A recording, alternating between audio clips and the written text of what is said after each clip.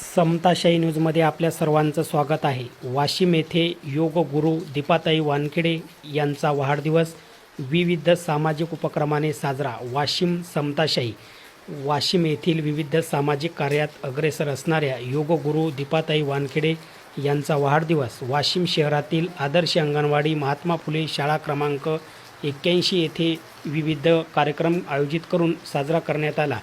यावेळी या ठिकाणी वृक्षाचे संवर्धन व्हावे व निसर्गाचा समतोल राखला जावा या हेतूने या ठिकाणी वृक्षारोपण देखील करण्यात आले।